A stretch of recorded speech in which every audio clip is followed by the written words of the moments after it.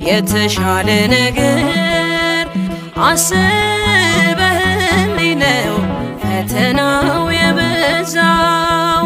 ነገ መልካሙን ቀን ያለው በዚህም አምናለው። የተሻለ ነገር አስበህልኝ ነው ፈተናው የበዛው። ነገ መልካሙን ቀን ያለው በዚህም አምናለው።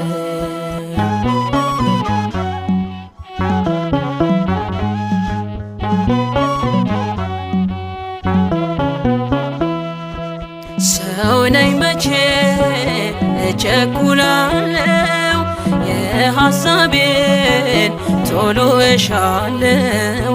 አንዳንዴማ በቃ ረስቶኛል እላለሁ